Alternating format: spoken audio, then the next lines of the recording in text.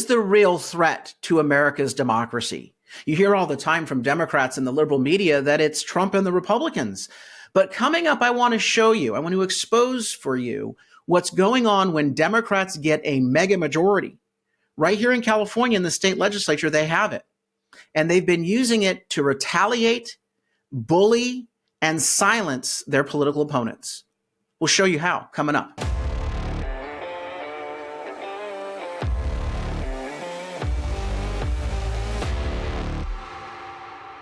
I'm Carl DeMaio, chairman of Reform California, and we've heard for the last 7 years, but particularly since January 2021, that Trump and the Republicans pose a grave threat to America's democracy.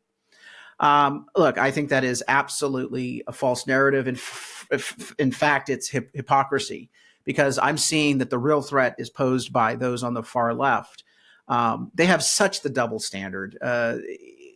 You get these Antifa members, thugs, breaking into courthouses, rioting in the streets, disrupting legislators and city council meetings. And of course, that's just democracy. They even did it during the Electoral College in 2016. They disrupted the proceedings. They shouted out. They had to be removed from the hearings. They did it during U.S. Supreme Court confirmation hearings. And we got all the footage. I'm not going to have to replay it for you. You can Google it. But when the left does it, they say it's a healthy dialogue, that these are First Amendment rights. And in many cases, I will agree that folks that peacefully protest, they are absolutely exercising First Amendment rights, even if I disagree with what they're saying.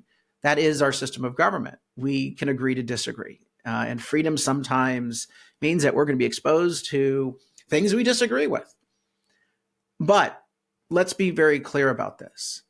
When one side disrupts a proceeding or engages in lawlessness and it takes a peaceful protest and it gets out of control, and they engage in clearly the violation of law and lawlessness, that becomes, oh my goodness, a threat to the democracy. When the left does it, again, it gets a hall pass. No, the real threat to the democracy is how are our elected officials? How is the media, which is supposed to be an arbiter, a neutral arbiter of what's going on? They're supposed to be serving us as a public service. How are they reacting? How are they engaging? When someone breaks the law, you don't take away the rights of everyone because one person broke the law. I think that's a simple concept in America. But that's not what's happened as it relates to the reaction from the left to the Trump supporters or folks on the right who engaged in lawlessness. And I won't excuse the lawlessness. No. What happens is they weaponize all elements of the courts, and the punishment has seemed to be completely disproportionate. And it also is absolutely, without a debate, without a doubt, unequal. One side gets a pass, the other side gets targeted and punished. And I don't want to get into the debate about how much do we punish people who engage in this behavior. I want to make sure that they're all treated the same. They're punished the same. We prosecute with the same level of vigor, but that certainly has not happened here. Then we see what Trump has had to endure with all these phony prosecutions, the weaponization of our legal system against Trump personally, as well as any conservatives. I'm still old enough to remember Lois Lerner and Obama during the 2009, 10, 11 period, pulling the tax returns of conservative organizations and prioritizing them for audits and harassment. We see this happening all the time with liberal prosecutors who don't want to go after real criminals, but they go after their political opponents. Is that a threat to the democracy? I believe that is a greater threat than anything else we've seen, because not only is it undemocratic, it's an abuse of power, but it undermines public trust and confidence in our legal system. So the weaponization of law enforcement against political opponents Yes, I believe that that is the greatest threat to democracy. What else is a threat to the democracy? When people lose confidence in elections, when people make false accusations, yes, it undermines the confidence in democracy. And it's shameful when anyone on either side makes an unfounded, unsubstantiated accusation, knowingly lying, or just trying to misrepresent, fan the flames of division. I believe that that is unhealthy for our democracy. Under the First Amendment, it's not illegal, but it's unhealthy. And I still remember Nancy Pelosi saying that Russia hacked the election. And we have got ample footage of media outlets saying that things were tampered with in the election, that Trump didn't win legitimately. And of course, who can forget Hillary Clinton and all the times she has said that Trump is an illegitimate president, that the election was stolen. No, that commentary, no rebuke from the left. In fact, they embrace it. But when you have outdated voter rolls, is that healthy for democracy? Is that a threat to democracy? I believe so. When you allow ballot harvesting, is that a threat to democracy? Yep. When you don't check signatures on ballots and just process them willy-nilly, is that a threat to democracy? Yeah, it undermines election integrity. And when people don't have confidence in elections, it weakens our democracy. It's a cancer on our democracy. So on those first 2 points, the undermining confidence in the court system through selective prosecution, by weaponizing our court system, who's guilty? Overwhelmingly, the Democrats are. And in terms of election integrity, come on, open shut case. By allowing weak internal controls and bad practices, willy-nilly, not even complying with state law, mailing ballots out to people who no longer live in a state or live at an address, you're damn right, that undermines public trust and confidence in our democracy. It is a threat to our democracy. But in the California state legislature, you're seeing a different sort of threat. And I know that's what I teased. And so let's now examine what happens when Democrats have a mega majority in a state legislature. Well, the behavior is to retaliate against their political opponents, strip them of their rights to be representatives of the constituents that elected them into the legislature. They do this by, number one, kicking them off committees. Number two, silencing them on the floor, cutting off their microphone. This just happened recently. Here is Bill Asaley, an assembly member from Riverside, making a motion on the floor of the assembly, asking for a bill to be brought up immediately that would allow law enforcement in the state of California to be exempt from the California's crazy sanctuary state law, which prohibits law enforcement from cooperating with federal immigration agents in deportations. As it relates to criminals, by the way, people in the criminal system. So it's not just, some random illegal immigrant. It is someone who is here illegally, who then commits another crime. The sanctuary state law prohibits that person from being deported with the help of California state law enforcement officials. It is insane. It is a criminal protection law, and that's what we have on the books in California. So Bill Asaley said, well, maybe we can't get the Democrats to repeal the whole sanctuary state law. Maybe we get them to repeal it for one type of criminal, that we won't shield child predators. That should be an easy one, right? We'll protect all these other criminals, Democrats, but the child predators, they've got to go. So he made the motion on the floor to bring up this bill for consideration. They cut his microphone off. Listen in. Mr. Asaley, you are recognized. Thank you, Mr. Speaker. I move to suspend the rules and invoke the California Constitution to withdraw Assembly Bill 2641, which will end sanctuary state protections for convicted illegal immigrant pedophiles. Stop. He cut off his microphone right there. You went beyond making a motion. You started to go into debate. You can make the motion, but you cannot talk about the motion will be non-debatable. He's not making a debate. So you made your motion. You made a motion. No, he hasn't made the motion yet. Correct. They cut off his microphone. They still have his microphone cut off. All right, so they cut off his microphone. Then they decided to remove him from a committee because after he was silenced, let's be clear about this, after the mega majority silenced a duly elected state representative from speaking on the floor on behalf of his constituents in making a proper and duly structured motion, because he said my colleagues chose to protect child predators who are here illegally over children, which is true. They don't want to boot the child predators out of the country. The sanctuary state law will continue to protect them. That's the choice they made by not bringing that bill up. Because he said that and called them out and embarrassed them, he got taken off the Judiciary Committee, which is where the bill would go for consideration. They booted him off the committee. Now, the Speaker did that. And you have to understand, this is very unusual. This is very unconventional. For the Speaker to remove a Republican from a committee, it's not permissible. Because how a legislature works is one of the parties has a majority.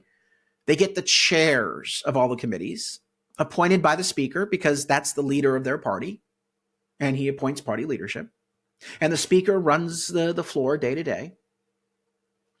That's what the majority gets to do. And the majority gets to then assign majority members of each of the committees.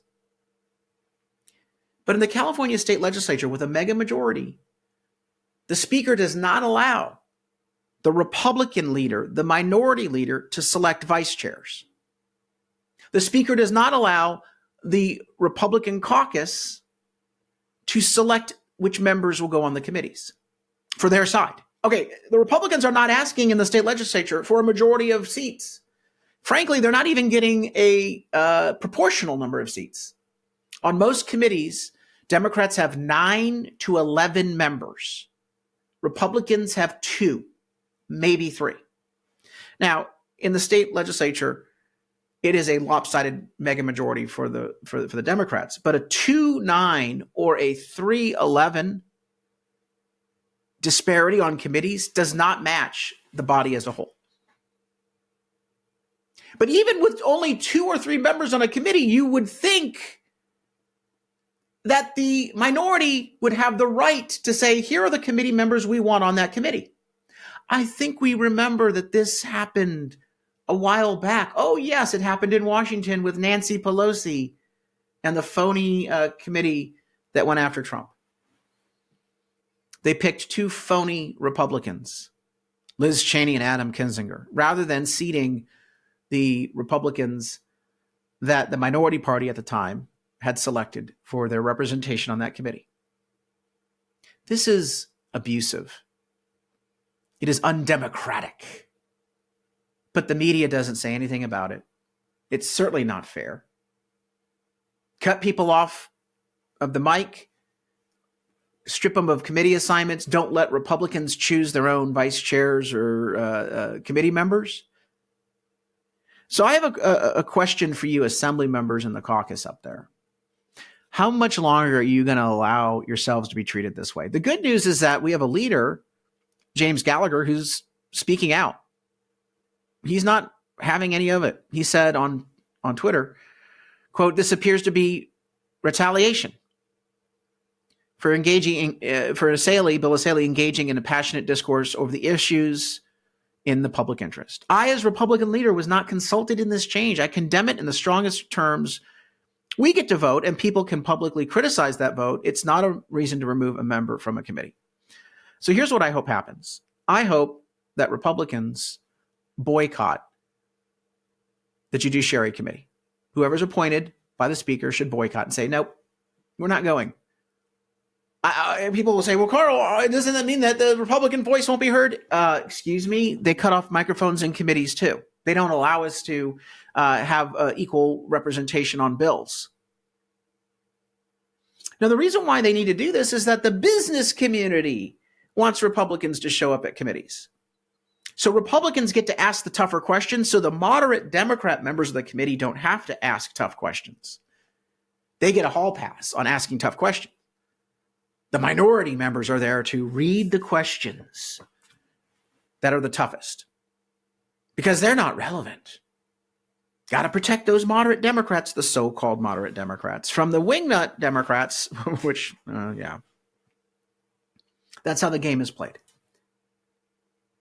This isn't the first time this has happened. Senator Janet Wynn in 2018 was removed from the floor for criticizing Tom Hayden, who was a huge supporter of the Vietnamese communists back in the 70s. She was opposing an honorary resolution marking his passing.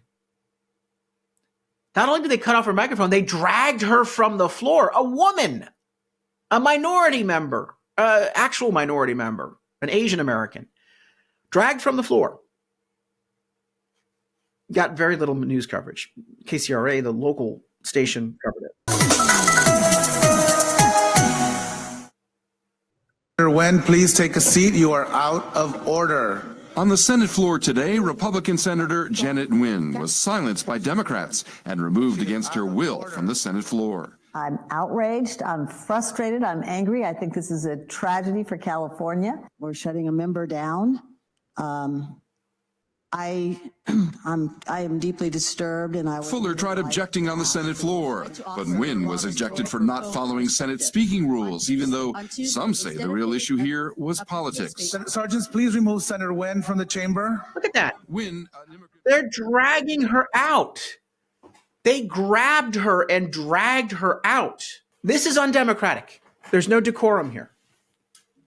She wasn't following the rules, Carl. She wasn't following the mega majority might make right rules.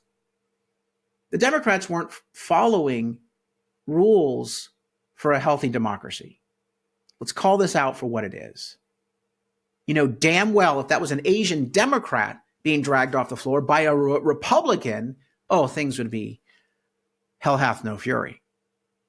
Look, it's time for us to take back our state.